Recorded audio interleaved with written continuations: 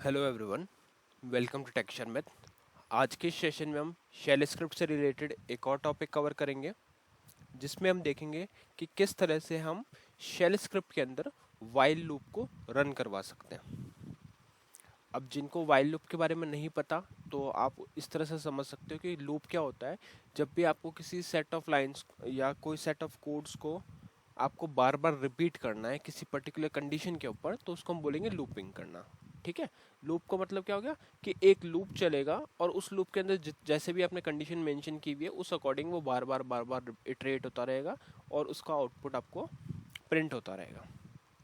अब लूपिंग के लिए हमारे पास बहुत सारे डिफरेंट डिफरेंट वेज होते हैं, वाइल लूप, डू लूप, है ना, इस तरह से काफ़ी सारे होते हैं। तो वो भी हम डिस्कस करेंगे, बट अभी के इस सेशन में जो हम मेनली डिस्कस कर रहे हैं वो है अपना while do loop, while loop, है ना, कि वाइल लूप में कैसे वर्क करता है चीज़ें। तो इस चीज़ को सिंपल वे में एक्सप्लेन करने के लिए हम वही प्रोसेस फॉलो करेंगे। सबसे पहले मैं आपको एक शेल स्क्रिप्ट दिखाऊंगा, वहाँ पे मैंने कुछ कोड कॉपी किया हुआ है, मैं उसको पेस्ट करके वो कोड आपको समझाने वाला हूँ कि उस स्क्रिप्ट के अंदर हमने क्या क्या लिखा हुआ है, सिंटेक्सेस क्या है, क्योंकि सिंटेक्स समझना इंपॉर्टेंट है। लूप हो सकता है आपने बाकी प्रोग्रामिंग लैंग्वेज में भी पढ़ रखा हो तो आपको आइडिया होगा कि कैसे लूप वर्क करता है, पर यहाँ पे सिंटेक्स बहुत इंपॉर्टेंट है। क्योंकि शेल स्क्रिप्ट में आप लोग देखना, जब भी आप नेट से भी अगर डायरेक्टली कहीं से कॉपी पेस्ट करके भी चलाने की ट्राई करोगे तो वो आपको इशू देगा। तो इसीलिए यहाँ पे मैं सारे सिंटेक्सेस क्लियर कर रहा हूँ आप लोगों को कि कैसे एक्चुअल में चीज़ें चल रही है। ठीक है। तो शेल स्क्रिप्ट में हम कोड लिखेंगे, उस स्क्रिप्ट को समझेंगे कि उस स्क्रिप्ट में हो क्या रहा है, और फिर उसको रन करके उसका आउटपुट देखेंगे। आउटपुट के बाद में अगर नीड रही तो कुछ कस्टमाइजेशन करके उसका आउटपुट चेंज करके भी देखेंगे कि क्या क्या कंडीशंस वाइज चेंज हो सकता है। और फिर जब सारी चीज़ें क्लियर हो जाएंगी उसके बाद में हम देखेंगे कि कैसे हम शेल स्क्रिप्ट को CL प्रोग्राम से रन कर सकते हैं जिसमें लूप इम्प्लीमेंटेड है। ठीक है। तो ओवरऑल अब आपको प्रोसेस समझ में आ गया कि हम क्या करने वाले हैं इस सेशन में। तो अभी स्टार्ट करते हैं। तो सबसे पहले मैं यहाँ पे लिखने वाला हूँ वर्क एल के। वर्क एल के क्या करता है, work with object link screen को ओपन कर देता है।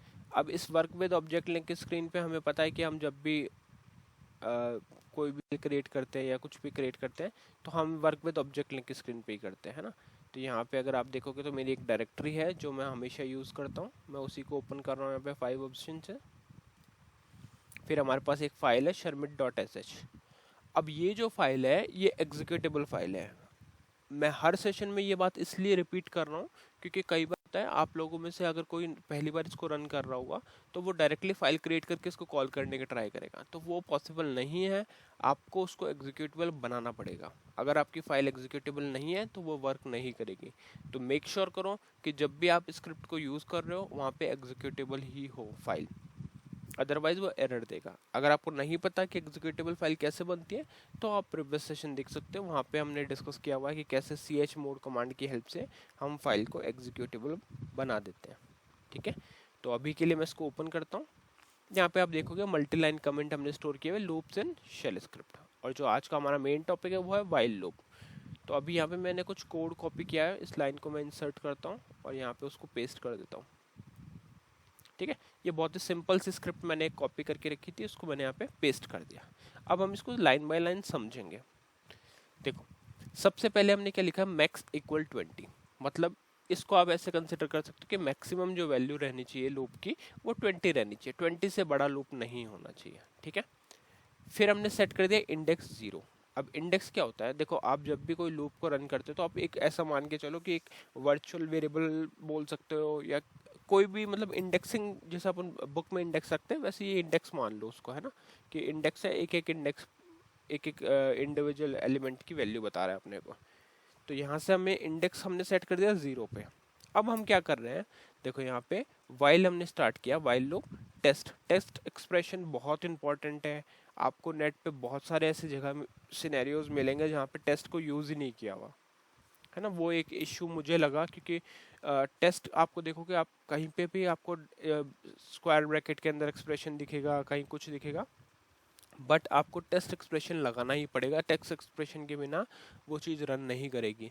तो यहाँ पे मैंने वाइल लिखा, वाइल अपने लूप का कीवर्ड हो गया, फिर लिखा टेस्ट। अब टेस्ट क्या करेगा, इसको टेस्ट करेगा इंडेक्स लेस देन मैक्स। ठीक है। तो यहाँ पे ये चेक करेगा कि क्या इंडेक्स जो है वो लेस देन है मैक्सिमम के। अगर है तो इको कर दो इंडेक्स इज इंडेक्स, अब यहाँ पे आप कंफ्यूज मत हो ना, इसको आप इस तरह से भी लिख सकते हो, ठीक है। इंडेक्सेस, इंडेक्स मतलब यहाँ पे तो ये टेक्स्ट वाला इंडेक्स है, और ये आप इसको थोड़ा सा और चेंज कर सकते हो, वैल्यू ऑफ इंडेक्सेस, जिससे आपको कंफ्यूजन ना हो, वैल्यू ऑफ इंडेक्सेस इंडेक्स, ठीक है। क्लियर हो गया। और फिर हम यूज करें लेट, लेट क्या करें, लेट इंडेक्स प्लस इक्वल 1। तो ये क्या करेगा, हर बार इंडेक्स की वैल्यू 1 1 करके इंक्रीमेंट कर देगा जब भी प्रिंट होगी, और फिर इसमें डन कर दिया, डू और डन। आप चाहो तो इसको यहाँ भी लिख सकते हो थोड़ा सा, डू डन, या दोनों को इधर कर देते हैं अपन। बाकी केस ऐसा ही रखना है जैसा आपने यहाँ पे रखा हुआ है, सेम एग्जैक्ट केस में आपको ये चलाना है, अदरवाइज आपको कुछ इशू भी हो सकता है, एरर वेरर मिलेगा, क्योंकि ये केस सेंसिटिव है, राइट। तो यहाँ पे हमने देखो क्या किया, अब एक बार मैं इसको ड्राई रन करके दिखाता हूँ आपको। मैक्सिमम वैल्यू कितनी है, 20 है, इंडेक्स कितना है, 0 है। यहाँ पे चेक क्या होगा, क्या 0 20 से लेस देन है, बिल्कुल है। तो यहाँ पे मैसेज क्या प्रिंट हो जाएगा, द वैल्यू ऑफ इंडेक्सेस, और जो भी इंडेक्स की वैल्यू है, लेट इंडेक्स प्लस इक्वल 1, तो इंडेक्स यहाँ पे +1 हो जाएगा, ठीक है। फिर ये वापस आएगा, अब इंडेक्स की वैल्यू हो गई 1, क्या इंडेक्स लेस देन है 20 से, बिल्कुल है, तो फिर से ये लाइन प्रिंट होगी। फिर ये वापस चला जाएगा, एक बार इंक्रीमेंट होगी, अब 2 हो गई, 2 की वैल्यू लेस देन है 20 से, तो ऐसे करके चलता रहेगा। सपोज 19 वाले टाइम पे अपन अंदर आया, अब यहाँ पे अपना इंडेक्स हो गया सपोज 19, ऊपर जाएगा, चेक करेगा क्या 19 लेस देन है 20 के, बिल्कुल है, एक बार और लाइन प्रिंट करेगा, और फिर जाएगा 20 हो जाएगा। अब 20, क्या 20 लेस देन है 20 के, नहीं, तो इस केस में ये चलेगा, देखते हैं, है ना। इसको अब मैं आपको दिखाता हूँ, क्योंकि जब कोड रन करूँगा तो आपको और क्लैरिटी आएगी इस पर कि ये एक्चुअल में क्या कर रहा है। तो यहाँ से किया मैंने F3 सेव, फिर से F3 एग्जिट, और अब हम इसको यहाँ पे, ये मैंने पहले रन किया हुआ, इसको हटा के QSH लिखेंगे और नया वापस से कोड रन करेंगे। तो /home /sharmit /texsharmit /sharmit.sh और एंटर। जैसे ही मैंने इस पे एंटर किया तो देखो 19 तक हुआ। अब इसके वैल्यूज देखो आप लोग, पहले आ गई 0 जो हमने देखी थी, है ना, क्योंकि फर्स्ट टाइम तो इंडेक्स 0 पे ही है। फिर आ गया 1 2 3 4 5 6 7 8 9 10 11 12 13, और 14 15 16 17 18 19। 20 क्यों प्रिंट नहीं हुआ, 20 इसलिए प्रिंट नहीं हुआ, जैसे मैंने अभी आपको दिखाया था कोड में, कि हमारा इंडेक्स है सपोज कितने पे, 19 पे, तो 19 + 1 हुआ 20। अब यहाँ पे आके ये चेक करेगा कि 20 लेस देन है 20 के, तो 20 लेस देन थोड़ी है, 20 तो इक्वल देन है, इक्वल टू है। तो उस केस में ये कंडीशन फेल हो जाएगी और सीधा ये बाहर आ जाएगा, ठीक है। तो आपको समझ में आ रहा है लूपिंग कैसे वर्क कर रही है। लूप अब आप लोग समझ सकते, अभी तो देखो हम लोग क्या कर रहे थे, सिंपल एक टेक्स्ट ही प्रिंट कर रहे हैं, यहाँ पे बस वो टेक्स्ट रिपीट कर दिया। पर बहुत से ऐसे लॉजिक होते हैं जहाँ जो हमें लूप के अंदर इटरेट करने होते हैं, तो ये उस टाइम पे आपको यही लॉजिक्स यूज़ करने हैं, और इसी की हेल्प से आप क्या कर सकते हो, एक इटरेशन बना सकते हो जहाँ पे आपका कोई भी सेट ऑफ कोड जो आपको रिपीट करना था बार बार, उसको आप चलवा सकते हो। वो कुछ भी हो सकता है, फाइल में डेटा राइट करना, नई फाइल क्रिएट करना, फाइल डिलीट करना, जो भी आपका लॉजिक है, जो भी आपकी रिक्वायरमेंट है, उस अकॉर्डिंग आप वाइल लूप का यूज़ कर सकते हो। मेरा रिकमेंडेशन यही रहेगा, लूप बनाते टाइम हमेशा लैंग्वेज बिल्कुल उसकी सिंपल रखो, वेरिएबल डिक्लेरेशन सिंपल रखो, जिससे आपको क्लियर हो। जैसे यहाँ पे दिख रहा है कि इंडेक्स, अब होता क्या, कई बार हम यूज़ कर लेते हैं XYZ ABC इस तरह से शॉर्ट में नेम, वो क्लियर नहीं होगा। यहाँ पे आपको पढ़ने से ही समझ में आ रहा है कि जब टेस्ट इंडेक्स लेस देन होगा मैक्स के, तो क्या होगा, है ना। तो इस ऐसे आपको रीडेबल होना चाहिए आपका कोड, जिससे आप और भी ज़्यादा इजीली अपनी चीज़ों को समझ पाएंगे। और अगर आप कोई प्रोजेक्ट टीम के साथ भी वर्क कर रहे हैं तो फिर आपका कोड बाकी टीम मेंबर्स के लिए भी रीडेबल रहेगा, ठीक है।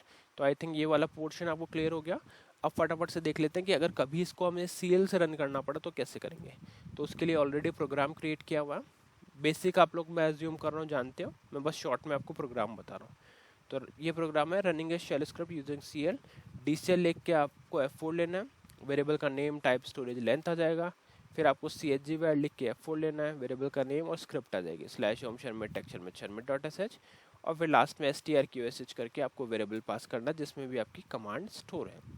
इतना करके जैसे ही आप इसको कंपाइल करोगे 14 से और कॉल करोगे तो ये आपको आउटपुट दिखा देगा, ठीक है। वही आउटपुट आ रहा है 0 से लेकर 19 तक, क्योंकि हम उसी एक्चुअल स्क्रिप्ट को रन कर रहे हैं यहाँ पे।